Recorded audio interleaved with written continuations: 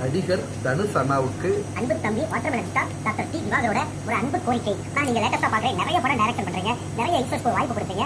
Watermelon star doctor D Divakar தமிழ்நாட்டோட நடிப்பு அரக்கன். என்ன வச்சு ஒரு படம் நீங்க இயக்கணும்னு ஆசைப்படுறேன், அல்லது உங்க கூட சேர்ந்து நடிக்கணும். ஐயா டாக்டர் திவாகர் ஐயா, என்ன சார், யார் சார் நீங்க, எங்க இருந்து சார் வரீங்க? எங்க இருந்து வரீங்க? என்ன பிரச்சனை உங்களுக்கு? ஏன் அப்படியே அப்படியே ஒரே பதட்டமா வரீங்க? ஒரே பதட்டமாவே இருக்கீங்களே, எப்படி அது? கையை இப்படியே வச்சே பேசுறீங்க. இந்த மரியாதைன்றது யாருக்குமே கிடையாது இல்ல. மரியாதை கொடுக்குற மாதிரியே பேசுறீங்க, ஆனா எல்லாரையும் மரியாதையில தான் பண்றீங்க. நடிப்பு அரக்கன்றீங்க, வாட்டர்மெலன் ஸ்டார்ன்றீங்க. அதனால வாட்டர்மெலன் ஸ்டாரு கையை இப்படி வச்சுன்னு பண்ணா வாட்டர்மெலன் ஸ்டார் ஆயிடுவீங்களா நீங்க? அப்ப பூசணிக்காய் சாப்பிட்டா பூசணிக்காய் ஸ்டாரா? என்ன சார் இது? இதெல்லாம் அழகா எதனா ஒரு ட்ரீட்மெண்ட் பண்ணோமா, ஒரு 5 ரூபாய்க்கு ஒரு மெர்சல் விஜய் சார் மாதிரி ஒரு 5 ரூபாய்க்கு ட்ரீட்மெண்ட் பார்த்தோமா, பேரும் புகழும் வாங்கணுமா? 5 ரூபாய்க்கு வேணாங்க, 50 ரூபாய்க்கு, சரி 500 ரூபாய்க்கு. என்னோட கன்சல்டிங் ஃபீஸ் ட்ரீட்மெண்ட்டுக்கு மட்டும் ஒரு 500 ரூபாய் வாங்குறேன், மெடிசன்ஸ் எல்லாம் நீங்க வெளில பாத்தீங்க அப்படின்னு சொன்னா நீங்க ஒரு நல்ல டாக்டர் சொல்லலாம். நான் அங்கே காலேஜ் முடிச்சேன்றீங்க, இது அந்த ட்ரைனிங்கை முடித்தேன், இந்த ட்ரைனிங் முடித்தேன் அப்படின்றீங்க. அண்ணன் சசிகுமார் அண்ணன் கிட்ட போய் நடிச்சு வர காமிக்கிறீங்க. நீங்க பண்ற நடிப்பை பார்த்து அவங்க பொறுமையா இருக்கிறாங்கன்னு நினைச்சிட்டு இருக்கீங்களா? வேற வழி இல்ல, பார்த்துட்டீங்க, ஏதோ நடிக்கிறேன்னு சொல்லிட்டு பண்றீங்க அப்படின்ட்டு பொறுமையா போறாங்க. அவங்களாம் பின்னால போய் சிரிச்சிட்டு கூட இருப்பாங்க. தமிழ் மக்கள் இருக்கீங்க, சீமா நீங்க தமிழ் மக்கள்ன்றதுக்கு தமிழ் மக்கள் எங்க உங்களை தூக்கி வச்சு கொண்டாடினாங்க? பவர் ஸ்டார் அண்ணனாவது டைரக்ட் பண்ணாரு ஒரு டைம்ல, அவருக்கு உண்டான மரியாதை எப்பயுமே இருக்குது பவர் ஸ்டார் எல்லாம் வந்தாருன்னா. ஆனா நீங்க என்ன பண்ணீங்க என்னன்னு எனக்கு புரியல. இதே நம்மள சொல்லி தப்பு இல்ல, உங்களை மாதிரி தற்குறிங்களை இந்த சோசியல் மீடியால இருக்கிற எங்களை மாதிரி ஆளுங்க தூக்கி வச்சுட்டாங்க.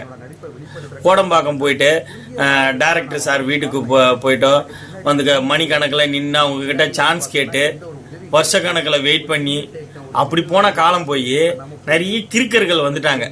கிறுக்கனுங்கன்னு நான் சொல்ல மாட்டேன் உங்களை, கிறுக்கர்கள்.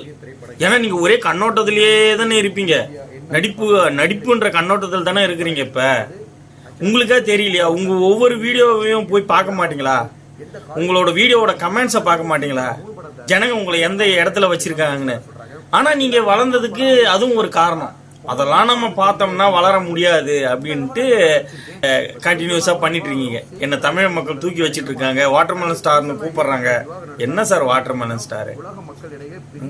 அப்ப பெரிய பெரிய ஜாம்பவான்கள் நடிச்சது, பெரிய பெரிய டைரக்டர்கள் டைரக்ட் பண்ண பெரிய பெரிய ஜாம்பவான்கள் ஹிட் படங்கள்லாம் கொடுத்தது, அவங்கெல்லாம் நடிகர்கள் இல்லையா, டைரக்டர் இல்லையா? இப்ப ஸ்ட்ரெயிட்டா தனுஷ் சார் கிட்ட போயிட்டீங்க. கொரோனா பீரியட்ல இருந்து டிக்டாக் காலத்துல இருந்து எல்லாரும் வீடியோ போட்டாங்க. அவங்கள ஒரு சூர்யா சாரோ தனுஷ் சாரோ யாரும் அப்ப பாக்கல. நான் இவ்வளோ குயிக்கா வளர்ந்துட்டேன், என்ன நீங்க பாருங்க, என்ன யூஸ் பண்ணிங்க, நான் உங்களுக்கு ஒரு கோரிக்கை வைக்கிறேன். நீங்க ஏன் சார் கோரிக்கை வைக்கிறீங்க? அவங்களுக்கு தெரியும் யார எப்ப எங்க எடுக்கணும்ன்றது எல்லாருக்குமே தெரியும், எல்லா ஆக்டருக்கும் தெரியும், எல்லா டைரக்டருக்கும் தெரியும். நீங்க என்ன சார் கோரிக்கை வைக்கிறது? குறைஞ்ச ஃபீஸ் வாங்கணுமா, மக்களுக்கு சேவை செஞ்சோமா? அந்த மாதிரி ஆட்கள்லாம் நிறைய பேர் இருக்கிறாங்க. இன்னும் இப்ப மீடியாவில் தெரியாம, சோசியல் மீடியாவில் தெரியாம இருக்கிற ஆட்கள்லாம் எவ்வளவு பேர் இருக்கிறாங்க. நீங்க எங்க இருந்து சார் வரீங்க? என்ன நடிப்பாருங்க? அப்ப எஸ்.ஜே. சூர்யா சார்லாம் என்ன சும்மா வந்துட்டாரா? அவரு டைரக்ட் பண்ணலையா, அவரு நடிக்கலையா, அவரு நடிப்பு அரக்கம் இல்லையா? அப்ப தமிழ் மக்களுக்கு தெரியும் யார் எங்க வைக்கணும். நீங்க போற இடத்துலலாம் உங்களை வாட்டர்மெலன் ஸ்டார்னு கூப்பிடுறாங்கன்னா நீங்க பெரிய ஆள் இல்ல. உங்களை ட்ரோல் பண்றதுக்காக, உங்களை கிண்டல் அடிக்க, உங்க நக்கல் அடிக்கிறதுக்காக மட்டும்தான் எல்லாரும் இது பண்றாங்க. நான் சிவாஜி சரியில்லைன்றது எல்லாரையும் குறை சொல்லிட்டு நான் தான் நல்லா நடிக்கிறேன் நீங்க எதை வச்சு சொல்றீங்கன்னு எனக்கு புரிய மாட்டுது. என்ன நடிப்பு அரக்க நீங்க? அண்ணன் மிஷ்கின் சார் பேசினாரு. மிஷ்கின் சார் பொதுவா பேசுறேன். ஏன்னா இப்ப வரவங்க யாருமே கஷ்டப்பட்டு நடிப்புகளை தெரிஞ்சுக்கிட்டு வரதில்ல சினிமாவுக்கு.